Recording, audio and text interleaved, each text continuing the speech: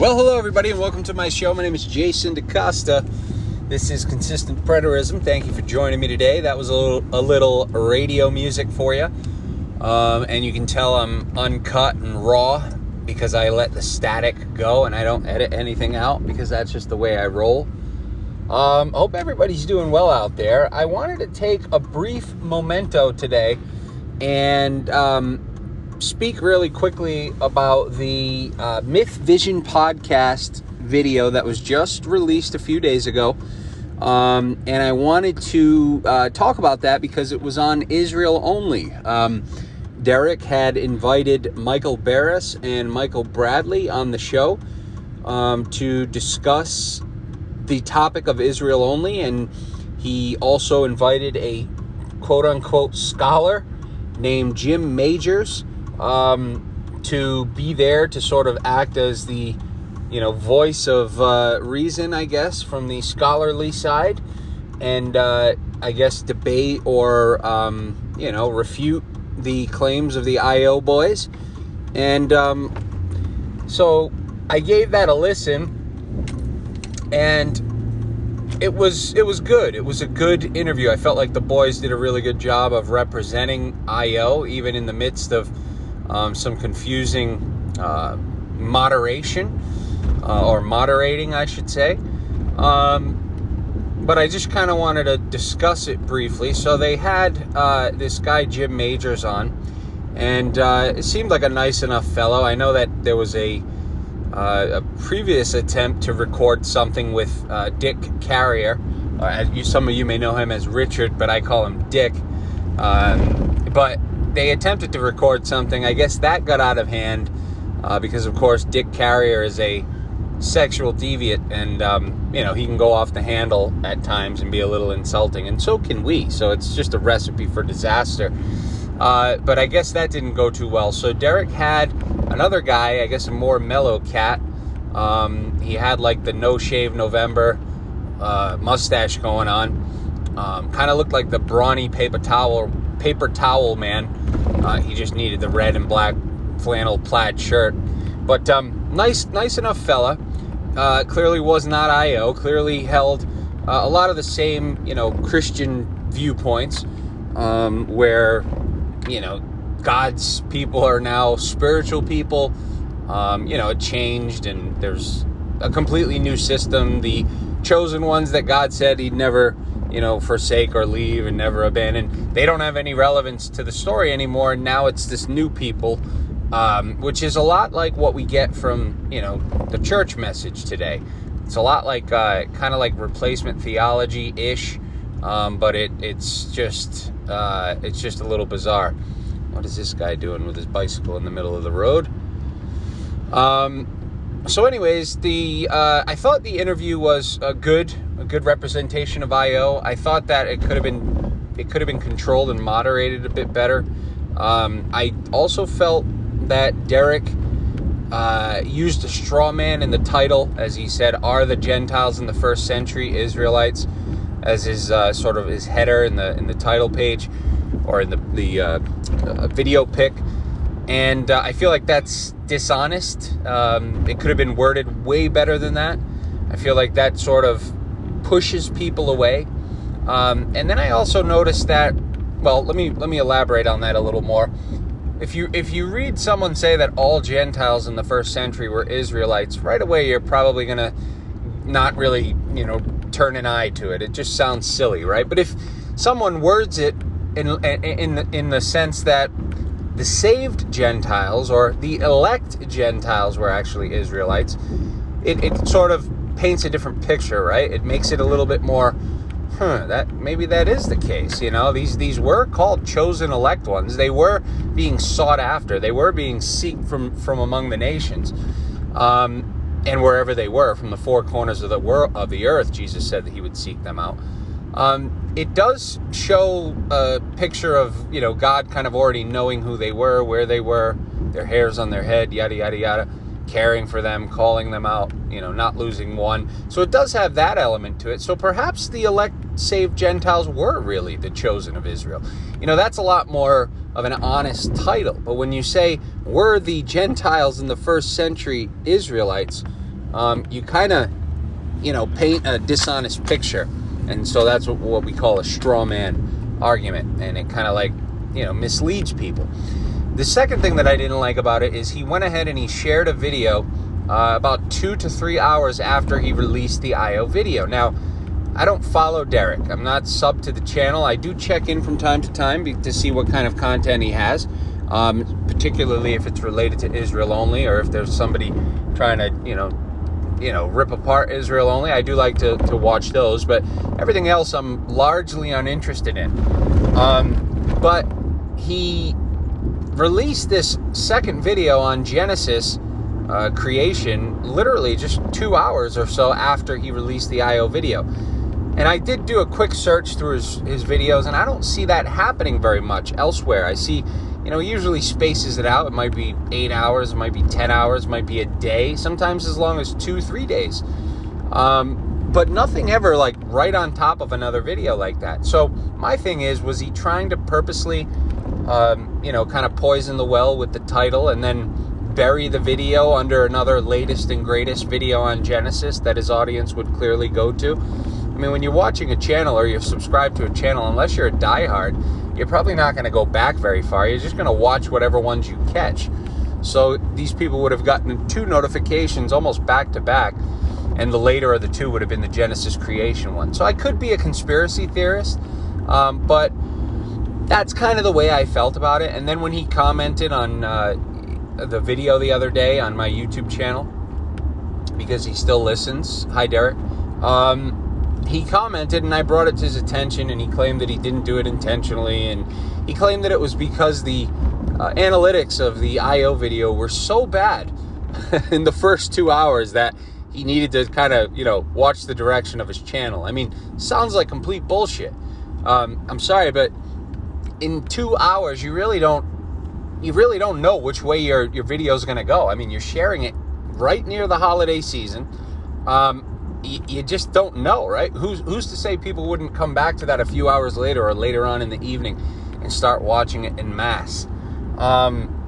You just don't know that. So the argument that, the analytics were down, over the first 2 hours, so I had to release another video, so that's just nonsense, right? And to this day, the video actually, as of today, has more views than a lot of videos on his channel. So he's not, that analytics argument is just kind of silly, right? But it's a showman argument. Derek knows he's a showman, right? I've said this before. No hard feelings, no offense to the guy, but I believe he's the picture-perfect example of a TV televangelist.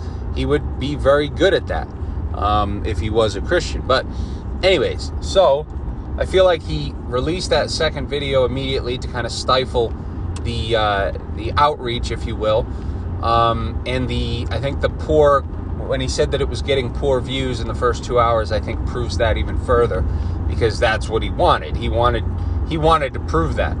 But I think that it could have done better, because as of today, it's, with his most latest releasings or videos, it's only doing maybe 50% of what his average is, or less than 50%. So, I just think there was some foul play there. I also don't like the way that he moderated the video, but of course, Derek works very hard on his channel. I know that. I know what it takes to have a YouTube channel. I do my YouTube videos while I'm driving in the car, so, because I don't have time to actually put into editing and all that. I just don't. So I get it. I know it takes time, but I just wasn't too pleased with the flow, the ebb and flow of the podcast, really. I think from start to finish, Derek did a fair enough job of, asking questions, but I also think he sort of confused a lot of people with the way that it was worded or presented, or the method by which he got these guys' thoughts on certain topics. I just think it could have been a lot better. There could have been better questions that were asked. We could have, he could have spoke a hell of a lot less, I think.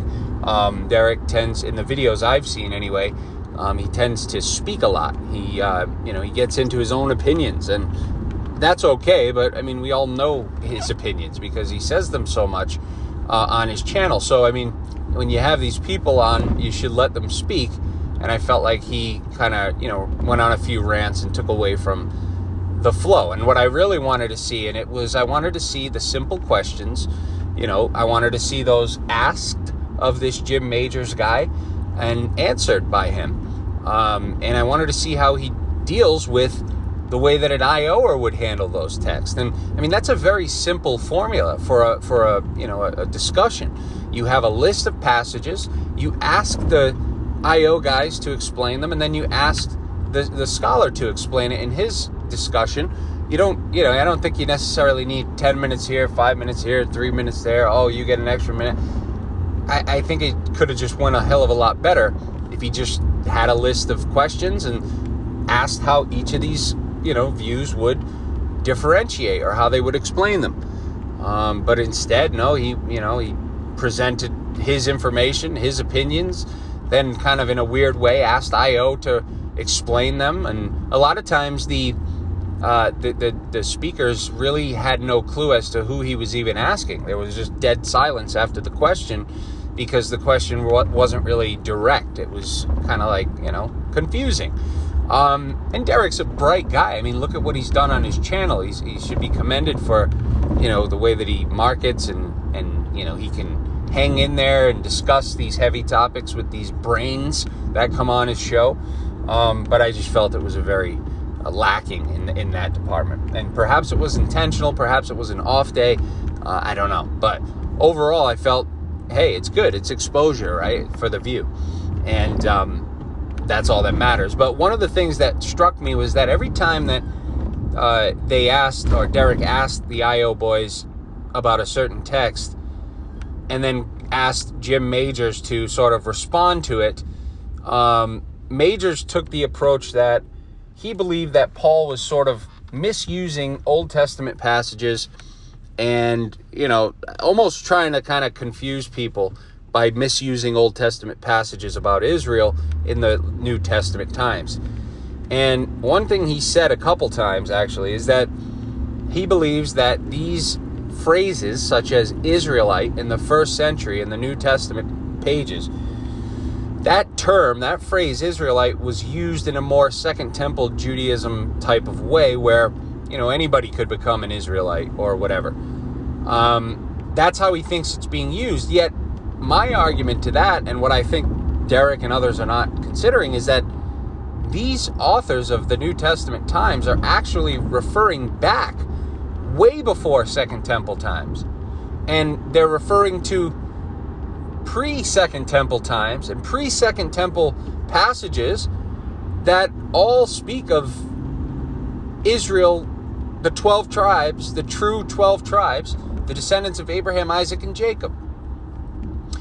And these New Testament authors are actually referring to these old passages and saying, hey, these are coming true right now, right here in our day, in these last days. This is what's happening. So they're not using this term in a Second Temple sense. That would seem to be unlikely by the fact that these authors are actually pointing to Old Testament texts about the literal 12 tribes of Israel.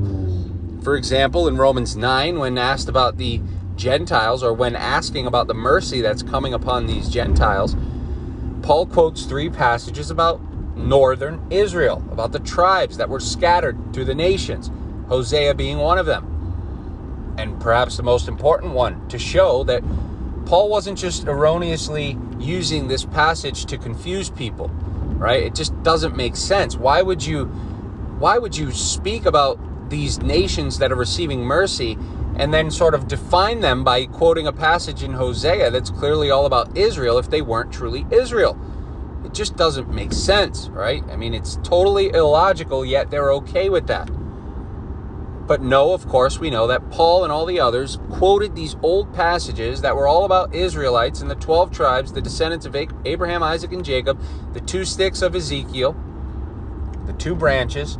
Paul quoted all these things because that's in fact who he was talking about.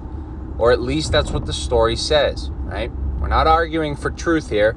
We're arguing for what does the story say. And so I think that argument really showed that these guys are not considering the full picture here. Right? There's a lot better ways for Paul to communicate that message in places like Romans 9, if you really wanted to communicate that message. I'll tell you, the one way you do not communicate that message is by defining said Gentiles as the children of Israel from Hosea, who were scattered into the nations. That's not how you would present that information if it was a new deal, new type of thing. You know, you're erroneously using things, right? As if Paul had to use that to speak of true pagans. No, of course. Paul was, mysteriously revealing the will of God. He was mysteriously revealing that these chosen ones were being called out. That's the mystical, magical nature of the tale. And so overall, I thought it was positive. I thought Mike and Mike did a good job in a fairly confusing format. They did say that they were going to do another one, which is nice. I hope that they do. And maybe there'll be more structure to it. Maybe the questions will be clearer. Maybe the questions will be not so long-winded and opinionated, and not, in other words, don't ask a question and direct the minds of your listeners before you even get the answer, as Derek does quite often. Ask the question without any bias and let the guys respond to it, and keep it clean, keep it short, keep it so that people can follow it. Because I feel like a lot of people, even in the comments, when you look at the comments, a lot of the people just did not pick up on it. They're just yapping about nonsensical things, when they should have picked up on the fact that, holy cow, there's actually a narrative that's running through the pages of this New Testament, and the whole time it's plucking things out from the Old Testament promises made to the 12 tribes of Israel, and that really needs to be looked at closely. Folks, I hope you enjoyed it. Short and sweet. Hope you all have a great day. Don't forget to give it a like, a Ruski, and we'll catch you on the flip side. Take care, everybody. Bye-bye.